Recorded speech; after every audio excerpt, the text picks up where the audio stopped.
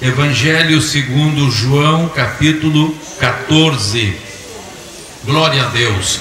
Nós vamos estudar hoje sobre a maior revelação de oração que há na palavra de Deus.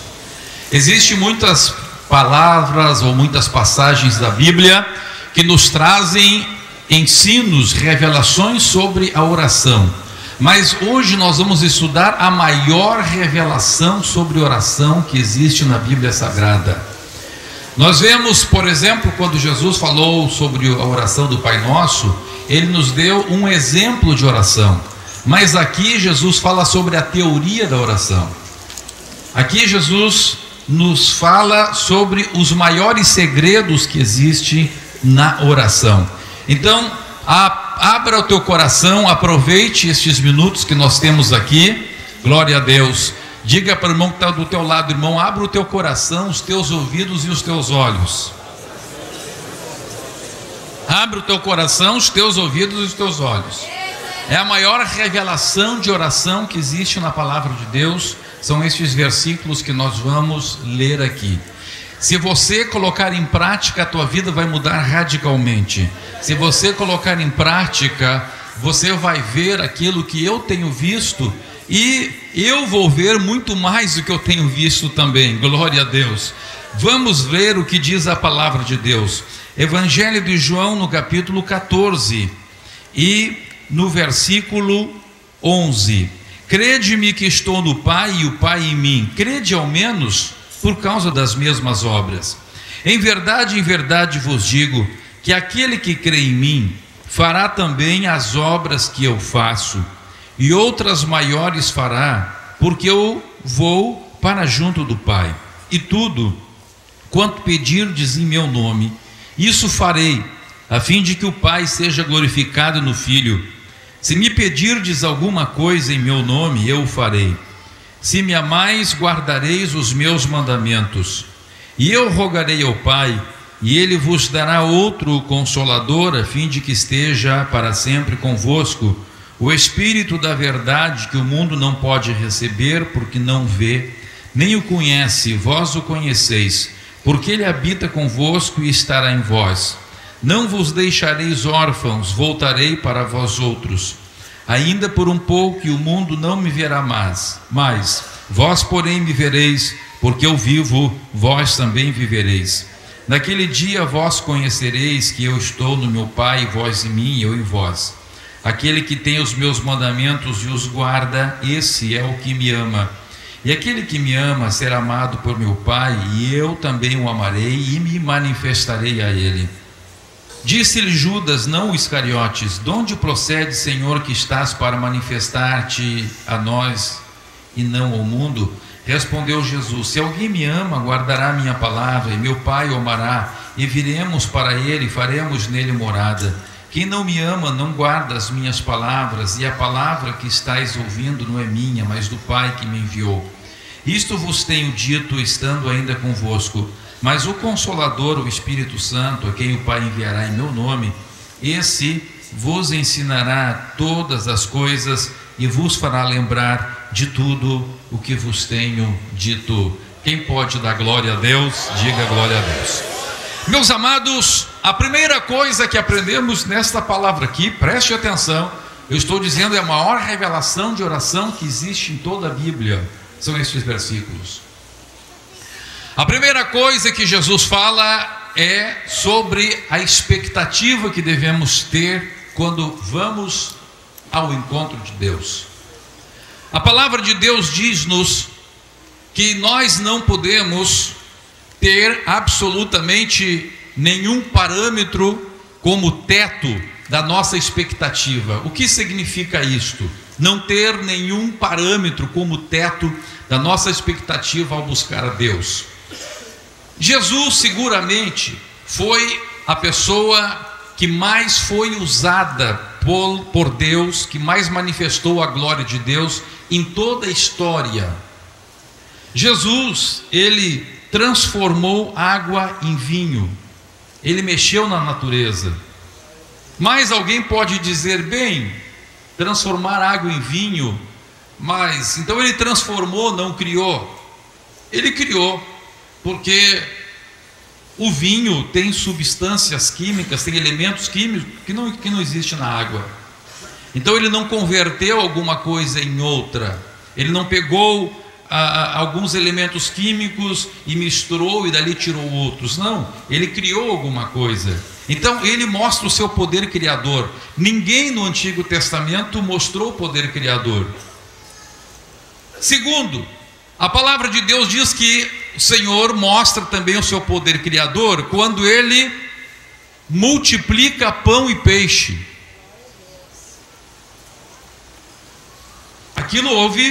Naquilo ali houve criação, aquilo ali é criação. Não houve transformação.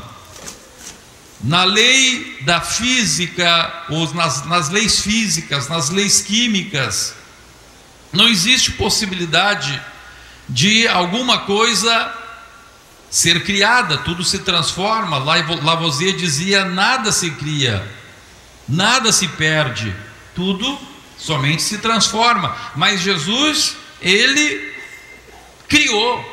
Se você pega 5 pães e 2 peixes e dali tira alimento para milhares de pessoas, você não está transformando, você está criando. Se Jesus, por exemplo, pegasse vinho e transformasse vinho em água, tudo bem, ele estaria transformando, ele estaria purificando o vinho, mas ele pegou o vinho, a água, e transformou em vinho. Agora veja, ninguém na terra fez coisas tão fantásticas e tão maravilhosas quanto Jesus. Mas este é o primeiro ponto da mensagem. Não ponha nenhum parâmetro para o teto da operação de Deus. Quando Jesus, ele quer falar para os seus discípulos de como que Deus se manifestaria para a igreja, Jesus não põe sequer ele mesmo como parâmetro, como teto, como limite daquilo que nós poderíamos ver.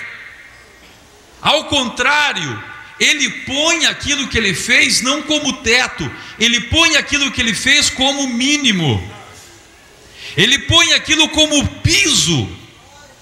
Ele diz: olha, vocês vão fazer pelo menos o que eu faço.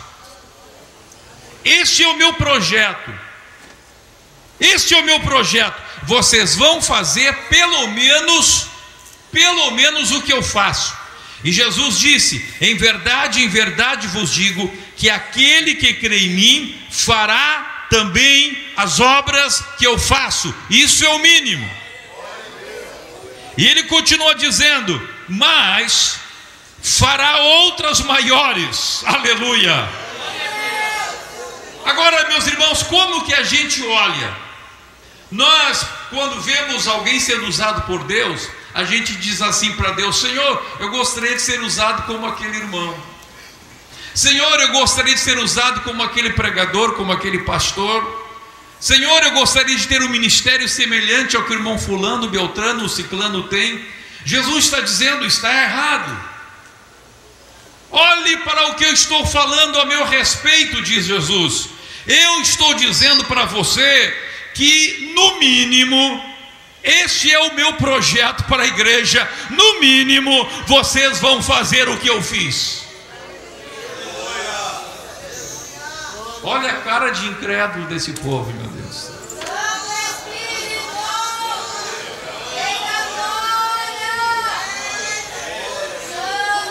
Eu queria tirar uma foto de vocês e mostrar para vocês depois a carinha de incrédulo que vocês fizeram. Jesus está dizendo que é o mínimo.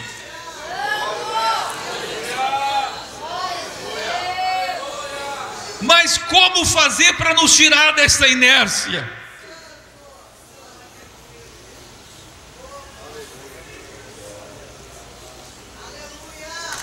Aleluia. Como fazer para nos arrancar desta inércia?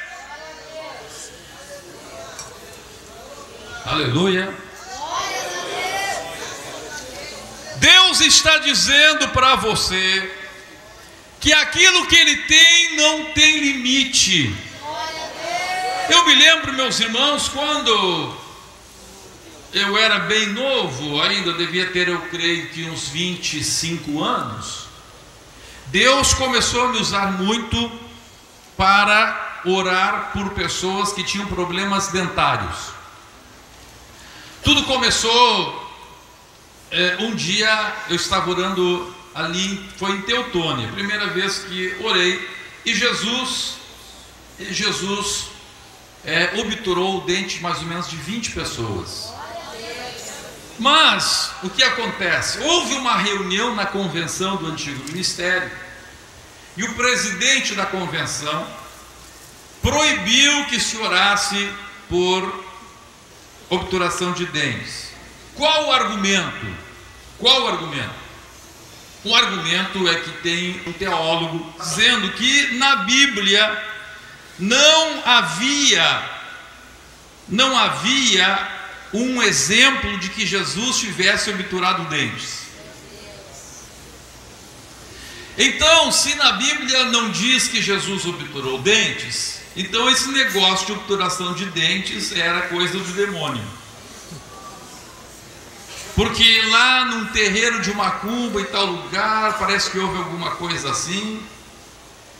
Então, aquilo para mim foi muito chocante.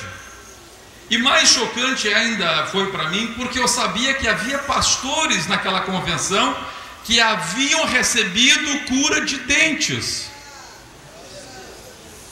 E eles não se manifestaram. Eu fiquei pensando, meu Deus, então quer dizer que esses pastores estão com um demônio na boca.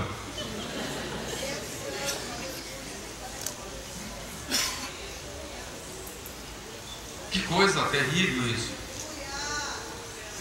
Que coisa terrível quando o homem quer dizer não para Deus, usando a sabedoria, querendo limitar Deus na sabedoria humana. Aleluia, bendito seja o nome de Jesus. Então houve uma pressão, e aí eu parei de pregar aquilo, parei de orar. Mas logo em seguida, eu estava juntamente com a Ana em Frederico Westphalen, e uma senhora que havia chegado no culto no sábado, paralítica, Jesus a curou. E no domingo ela voltou na igreja. E aquela senhora era muito pobre, e quando ela voltou no domingo, ela já não veio sozinha. Ela veio com tanta fé que ela trouxe para mim 7 filhas. Ela tinha 7 filhas e trouxe para mim para que eu orasse pelas 7 filhas. E qual era o problema das 7 meninas? Estavam com os dentes todos cariados. E eu fui orar por aquela menina e me lembrei da convenção. E naquela hora o Espírito Santo falou para mim: você sabe por que eles dizem que eu não obturo dentes? Porque eles têm dinheiro para pagar um dentista. Se eles tivessem a dor que essas meninas estão sentindo, eles iriam clamar para que eu fizesse alguma coisa. Eu pedi que a Ana abraçasse as meninas, elas abraçaram ali, e nós oramos, e Jesus obturou os dentes das 7 meninas para a glória do seu nome. Bendito seja o nome de Jesus. Eu lamento profundamente, meus irmãos. Eu creio que Deus se entristeceu comigo neste ponto, porque aquilo que acontecia rotineiramente comigo no meu ministério parou, porque eu cedi ao homem. Já pedi um montão de vezes perdão para Deus. Eu acho que Ele me perdoou, mas a semeadura tem a sua colheita. Eu estou colhendo hoje um deserto, porque ouvi o homem e não vi a Deus naqueles dias. Deus está dizendo na sua palavra, Deus está dizendo na sua palavra que aquilo que Jesus fez é o piso, é o mínimo. Oh, bendito seja o nome do Senhor. E eu me lembro que naqueles dias que Deus começou a operar aquilo, eu orava muito, eu dizia: Senhor, faz coisas que eu nunca vi alguém fazer, Senhor, faz coisas. Eu me lembro que nós estávamos num grupo de jovens. O pastor Silvio estava junto nessa oração, ele está lembrando aqui, ele já adiantou, ele já se lembrou da oração. Eu estava dizendo: Senhor, dá dente novo, faz nascer dente, faz nascer cabelo em careca. E tinha um irmão careca que estava orando com a gente, ele gritou: mas em mim não, Senhor, que está bom assim, eu gosto de ter careca. Estragou a nossa oração aquele dia. Ele queria continuar sendo careca. Deus está dizendo para nós que aquilo que Ele fez é o mínimo. Oh, aleluia! Ele mostrou para nós o primeiro degrau da escada. Oh, aleluia! Oh, aleluia! Ele disse: subam neste degrau, é daqui para frente, é daqui para diante.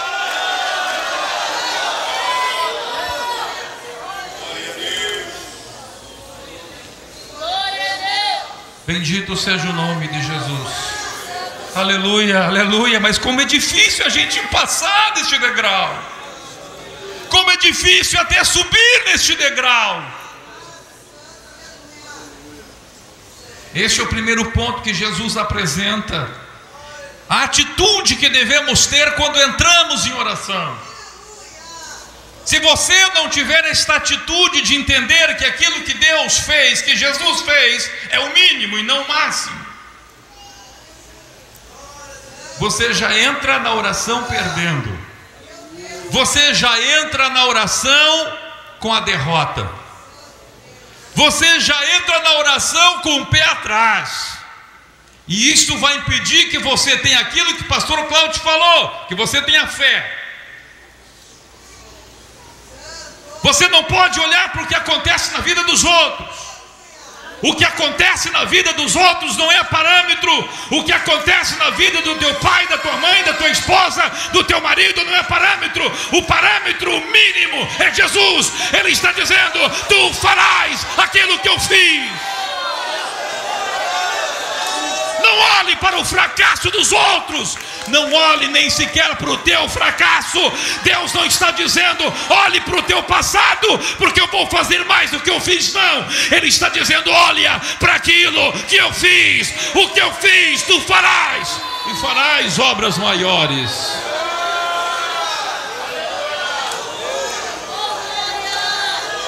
Aleluia, aleluia, aleluia. Levante as suas mãos aos céus e glorifique o nome do Senhor.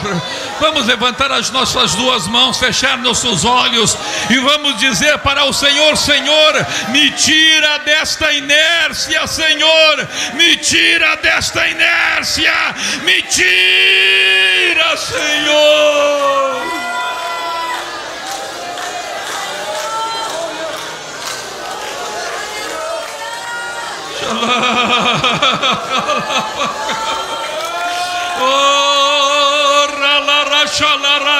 Comece a receber a revelação do Espírito Santo na tua vida. Comece a receber a revelação do Espírito Santo de Deus na tua vida. Comece a receber a revelação do Espírito Santo na tua vida. Comece a receber.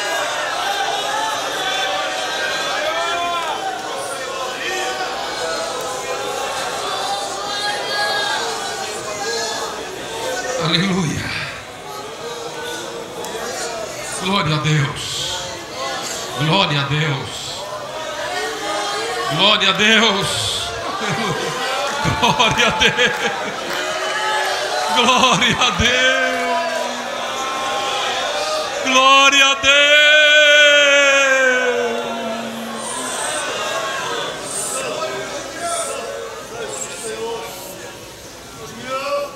Segundo ponto. Segundo ponto deste ensino de Jesus.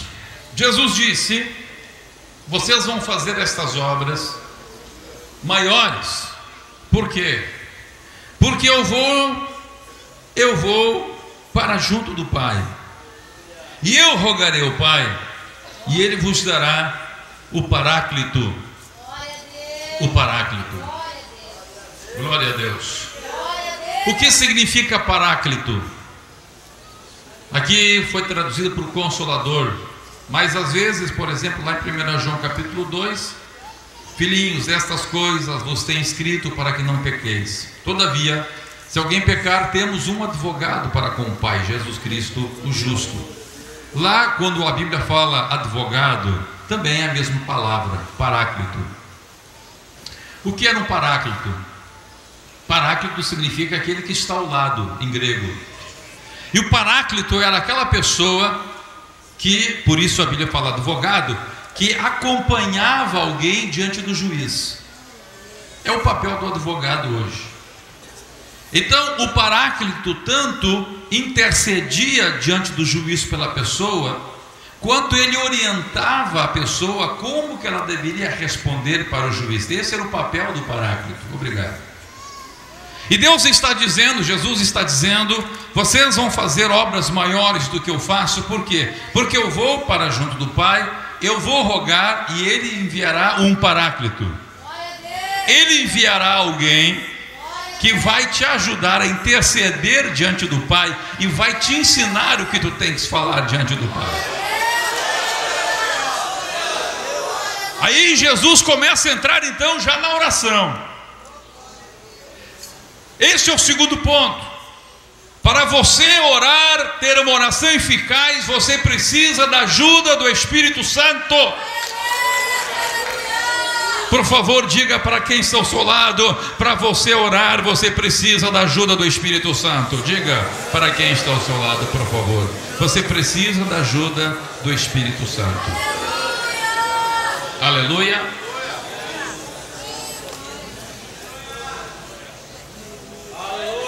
Em Romanos capítulo 8, verso 26, a Bíblia Sagrada diz que nós não sabemos orar como convém, mas o Espírito nos ajuda nessa nossa debilidade. Então veja, quem é que cura? Quem é que cura? Quem é que cura? Jesus. Quem batiza com o Espírito Santo? Quem salva? Quem perdoa? Quem reconcilia? Quem ajuda a orar? O Espírito Santo. Errado, peguei vocês. É o Espírito Santo. Então veja, tudo que nós vamos pedir a Deus, vamos pedir à Trindade, devemos dirigir ou ao Pai ou ao Filho. Mas tem um tipo de oração que nós devemos dirigir ao Espírito Santo. Qual é a oração que devemos dirigir ao Espírito Santo? A oração pedindo que Ele nos ajude a orar ao Pai. Oh, bendito seja o nome de Jesus. É Ele que nos ajuda. Ele é o Paráclito. Aleluia. Imagine você está indo para uma audiência. Aqui temos diversos advogados. Quando você vai para uma audiência, ou vai defender um advogado, ou vai defender um cliente melhor, qual é a primeira coisa que tem que fazer com o cliente? É o quê? É conversar. Como é que você vai para uma audiência sem primeiro conversar com o advogado? Doutor, como é que eu devo abordar a situação? Às vezes, conforme a maneira como você fala o negócio, você estraga tudo, você torna a tua verdade até uma coisa que parece mentira. Então, é isso que devemos fazer. Devemos orar, pedir ao Espírito Santo. Nós temos este companheiro, este Paráclito, que o Senhor enviou justamente para isto. 1 Coríntios capítulo 2, verso 9, diz assim: aquilo que o olho não viu, que não subiu são as coisas que Deus tem preparado para aqueles que Mas continua o verso 10 dizendo: mas o Espírito Santo se nos revelou. O Espírito Santo vai te revelar. Esta é a função, é uma das mais importantes funções do Espírito Santo.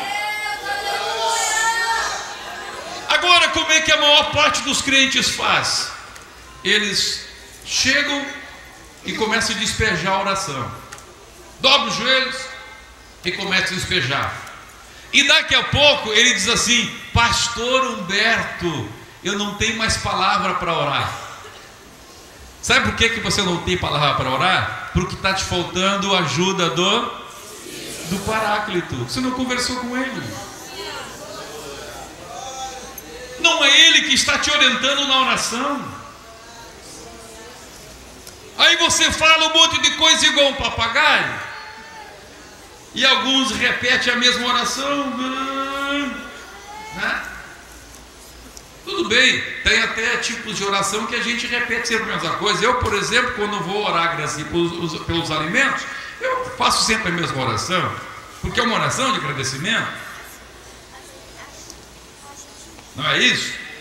Mas se não é agradecer pelo alimento, eu tenho que primeiro conversar com o meu Paráclito.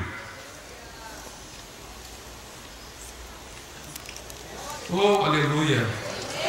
Espírito de Deus, estou chegando na presença da Trindade, estou chegando na presença do Pai, do Filho e do Espírito Santo, pelo vivo caminho aberto pelo sangue derramado na cruz do Calvário pelo meu amado Jesus. Espírito, tu foste enviado ao Pai, pelo Pai, a rogo de Jesus, para me auxiliar a orar. Eu não sei orar como convém, mas tu fostes enviado para me ajudar.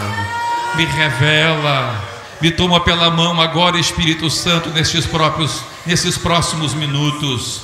Aleluia, nestes próximos momentos, Espírito de Deus, me ajuda, me toma nas tuas mãos. Oh, Espírito de Deus, tu vieste glorificar o nome de Jesus, glorifica o nome do Filho na minha vida. Espírito Santo, me conduz a uma oração, não para os meus próprios interesses, me conduz a uma oração não egoísta, mas me conduz a uma oração que glorifique o nome do Filho.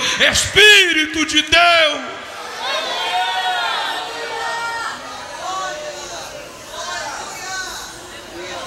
você ora assim?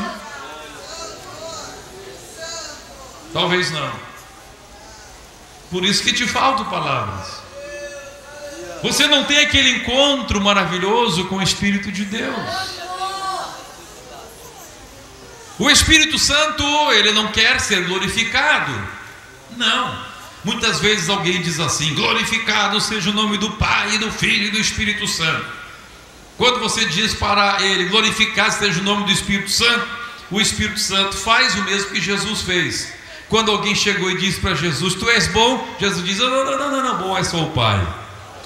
E agora o Espírito Santo está aqui para glorificar o nome de Jesus também. Glória a Deus, Ele quer glorificar o nome de Jesus na tua vida. Bendito para sempre seja o nome do Senhor. Mas Ele quer te ajudar a orar. Ele quer ter comunhão contigo.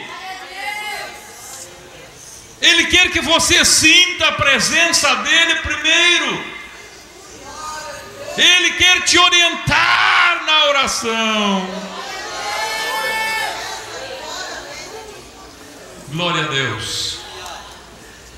Terceiro ponto que Jesus ensina aqui. Jesus faz uma diferença entre autoridade e legitimidade. Vamos dizer juntos? A diferença entre autoridade e legitimidade. Vamos lá, 1, 2, 3. A diferença entre autoridade e legitimidade. Pastor Humberto, o que significa isso? O senhor está falando grego para mim. Já vou traduzir do grego para o português então. Jesus falou que no mundo espiritual acontece mais ou menos semelhante ao que acontece no mundo material, no mundo físico. Veja, irmão Enéas, só pode ficar em pé, por favor? Eu pergunto, o senhor tem autoridade para chegar diante de um juiz e fazer uma petição em seu próprio nome, chegar diante do juiz e dizer: olha, doutor, eu quero isso, eu quero aquele terreno é meu. O senhor tem esta autoridade ou não? Não tem. Por que o senhor não tem essa autoridade? Porque o senhor não é advogado. O senhor poderia ser estudante de direito, mas não teria autoridade. O senhor poderia ser formado, graduado em direito, não teria autoridade. Só vai ter autoridade quando passar no exame da Ordem dos Advogados do Brasil. Aí o senhor vai ter autoridade. Se o senhor vê um criminoso matando outra pessoa, o senhor tem autoridade para denunciar e pedir que aquele homem vá para a cadeia diante do juiz, sim ou não? Também não tem. Só teria essa autoridade se, além de ser graduado em direito, o senhor fosse um promotor público. Quantos entenderam isto? Isto é a autoridade. Quem tem esta autoridade diante de Deus, de fazer petições diante de Deus? Quem tem esta autoridade? Jesus explicou aqui que é aqueles que o amam. O que é que me dá autoridade diante de Deus? Amar a Deus. Jesus disse: se vocês me amarem, então eu vou me manifestar para vocês. Eu e o Pai vamos nos manifestar para vocês. E quem são os que me amam? Os que guardam a minha palavra. Isto é autoridade. Agora, legitimidade. Vamos ver o que é legitimidade. O que é que dá legitimidade para o advogado postular alguma coisa diante do juiz? O que é que dá legitimidade? Pode sentar. O que é que dá legitimidade para o promotor público pedir a condenação, a cadeia para alguém? O que é que dá legitimidade para o juiz, que também é autoridade para julgar? Mas o que é que dá legitimidade para o juiz dizer: essa pessoa vai passar 20 anos na cadeia? O que é que dá legitimidade para o juiz dizer: esse terreno vai sair da posse dessa pessoa e vai passar para a posse dessa pessoa? Um advogado já disse aí. O que é que dá legitimidade? A lei. É a lei. De nada adianta o juiz dizer assim: eu sou autoridade, então julgo que o fulano de tal é culpado e merece essa cadeia, tantos anos de cadeia. Se o juiz fizer isto, a sua sentença será nula. Será nula. Um advogado, ele pode ter esta autoridade de postular, de pedir alguma coisa ao juízo, mas se o seu pedido não estiver fundamentado na lei, ainda que ele tenha autoridade, o seu pedido não tem legitimidade. O que dá legitimidade para o juiz é a lei. Por isto que tem que ser fundamentado. Toda sentença tem que ser fundamentada. Toda petição tem que ser fundamentada. O pedido tem que estar de acordo com a lei, mesmo que, quem sabe, o advogado não se lembre exatamente do artigo da lei, ele não põe ali o artigo da lei, mas existe um princípio aí no direito chamado iura nocet curia, que significa o juízo conhece a lei, mas tem que estar fundamentado na lei, tem que ser sempre em nome da Todos juntos, em nome da. Todos juntos, em nome da. O juiz vai julgar em nome da. O advogado, ele pede em nome da. O promotor público pede em nome da lei.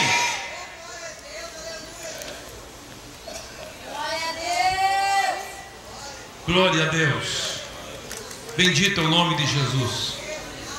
E Jesus então disse: olha, se vocês me amarem, se vocês guardarem a minha palavra, vocês têm autoridade para chegar diante do Pai.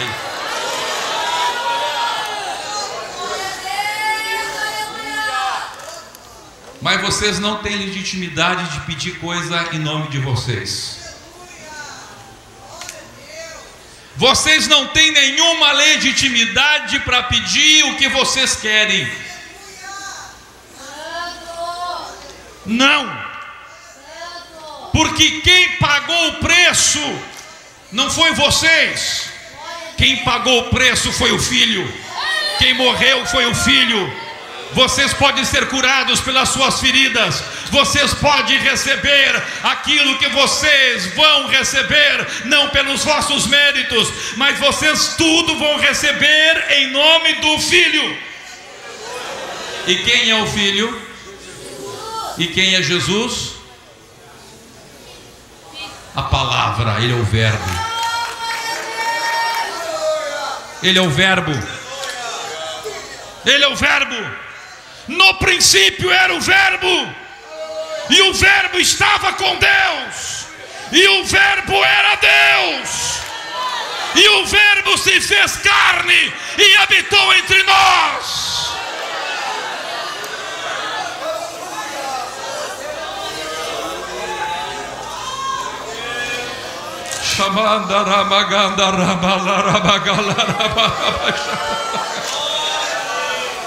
Oh glória, oh glória, oh glória, oh glória, oh glória, oh glória a Deus. Agora, Jesus falou o seguinte, vamos ao próximo ponto. Jesus disse: olha, como é que vocês vão fundamentar o vosso pedido na palavra? Quem é que vai trazer para vocês?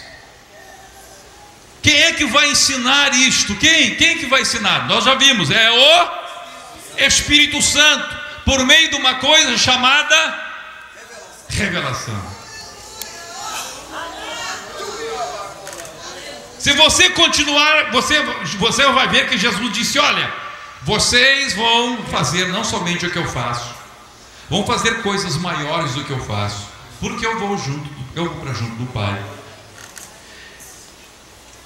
e eu rogarei ao Pai, e Ele vos dará o Paráclito, que vai estar do lado de vocês, que vai estar intercedendo por vocês, vai estar dizendo para vocês o que vocês têm que pedir.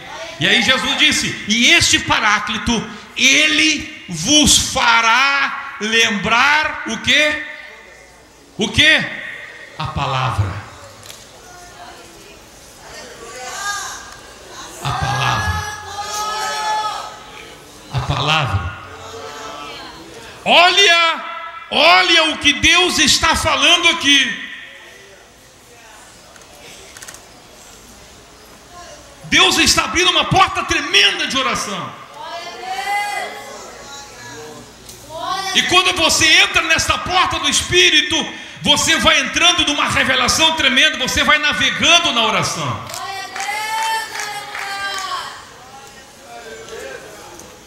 É uma pena que a hora corre tão depressa.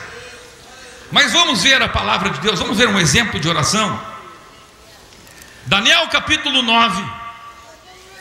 Daniel capítulo 9, verso 2. No primeiro ano do seu reinado, eu Daniel o quê? Eu Daniel entendi por meio do quê? Por meio do quê? Da palavra.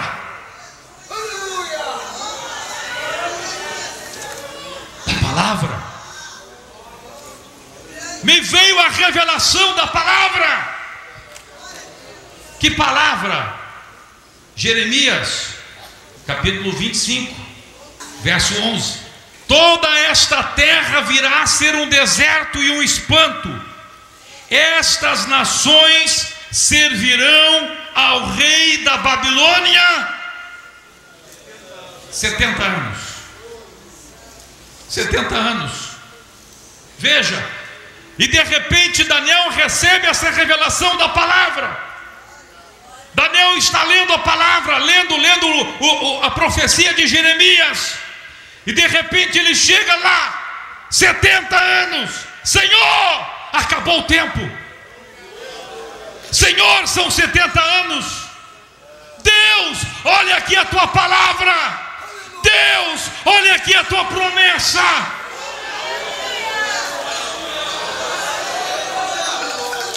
Oh, aleluia. Ele não estava orando, veja bem, ele não estava orando em nome dele, ele estava orando em nome de quem? Em nome de quem? Da palavra. É a tua palavra. É a tua palavra. É a tua palavra. Deus diz: a minha palavra não volta para mim vazia. Sabe por que não acontece nada na tua vida? Porque a palavra de Deus para ti não volta para ele. Mas Daniel abriu a palavra e disse: Senhor, a palavra veio por meio de Jeremias, mas está voltando a ti por meio de mim.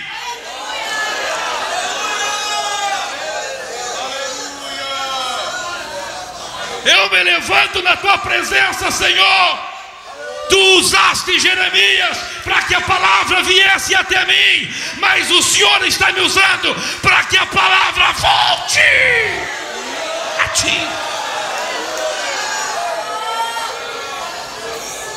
E Deus diz que quando a palavra volta a Ele, não volta vazia, mas cumpre o que lhe apraz.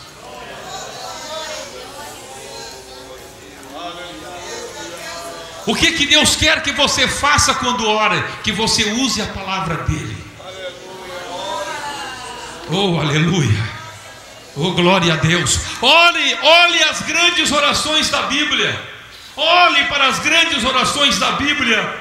Eles se colocavam na presença de Deus e começavam a falar para Deus a palavra de Deus.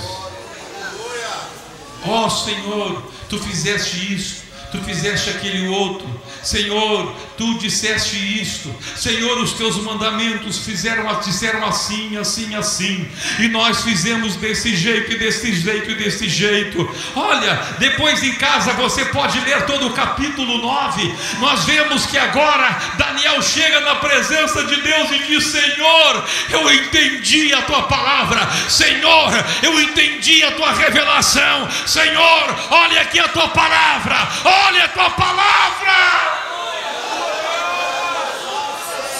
E ele começa a se humilhar. É uma pena que não temos tempo para ler este capítulo. É fantástico este capítulo. Ele começa a se humilhar, derramar o seu coração, lembrar a Deus os mandamentos que Deus havia dado. Lembrou a Deus a desobediência, a rebeldia do seu povo. E ele se humilha. Ele vai se humilhando. Ele vai rastejando na presença de Deus. Ele vai levando diante de Deus a palavra. E chega no versículo 20 de Daniel capítulo 9. Falava eu ainda, e orava, e confessava o meu pecado, e o pecado do meu povo de Israel, e lançava minha súplica perante a face do Senhor, meu Deus, pelo monte santo do meu Deus. Falava eu, falava ainda na oração, quando o homem Gabriel, que eu tinha observado na minha visão no princípio, veio rapidamente voando e me tocou na hora do sacrifício da tarde. Quem pode glorificar o nome do Senhor? É isso que Deus quer. Oh, glória a Deus! Oh, glória a Deus! Oh, glória a Deus! É mais ou menos assim. Deus quer que você fale para Ele. Aleluia. Daniel disse: falava eu em oração. Tem gente que não fala em oração, é só uma decoreba. Ele não conversa com Deus. Interessante que Daniel não disse assim: eu orava. Tampouco disse eu falava. Ele disse: eu falava em oração. Eu conversava com Deus em oração. A minha oração, está dizendo Daniel, é uma conversa com Deus. Aleluia. Eu começo a apresentar para Deus o que veio dele para mim e agora está indo de mim para Ele. A palavra não vai voltar vazia.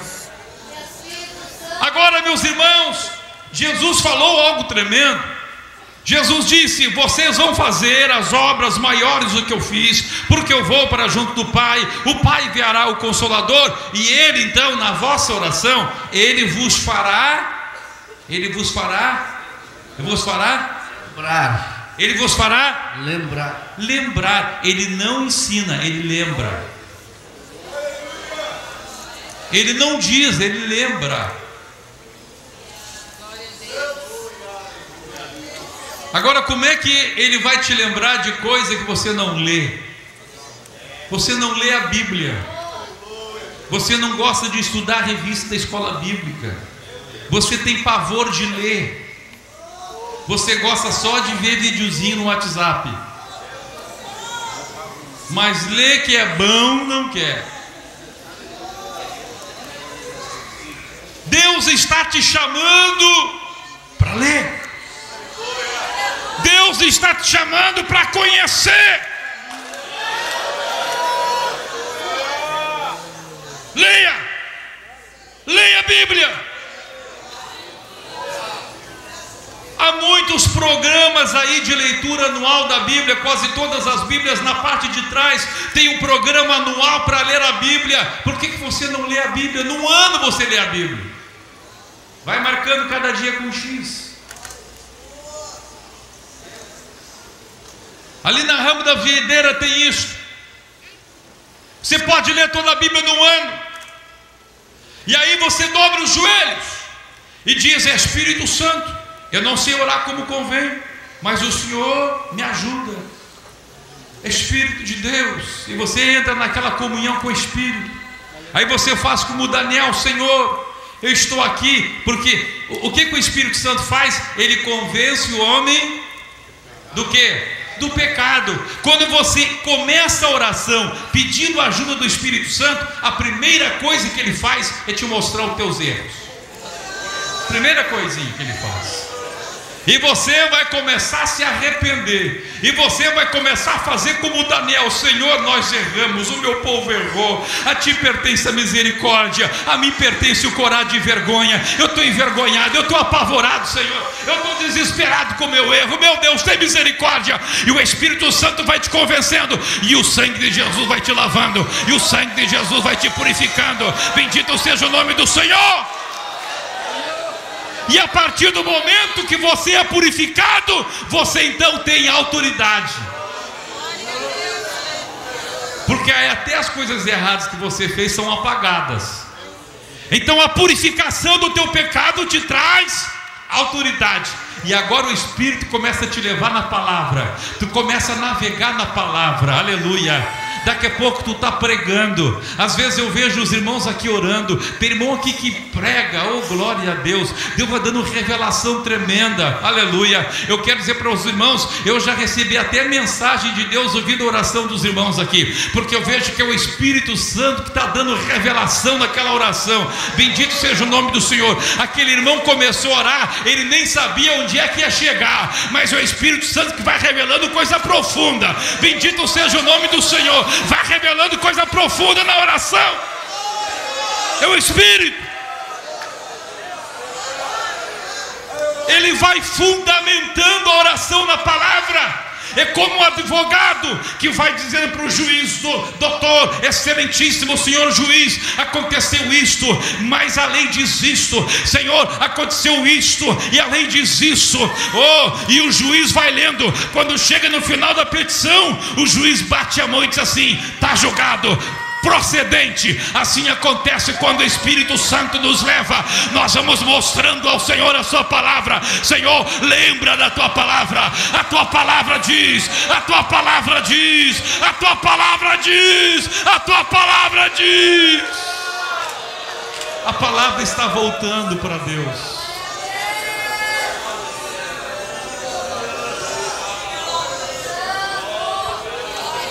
Oh, glória a Deus. Eu queria pregar mais, mas a hora não permite. Vamos ficar em pé. Quem quer convidar o Espírito Santo para te ajudar a orar?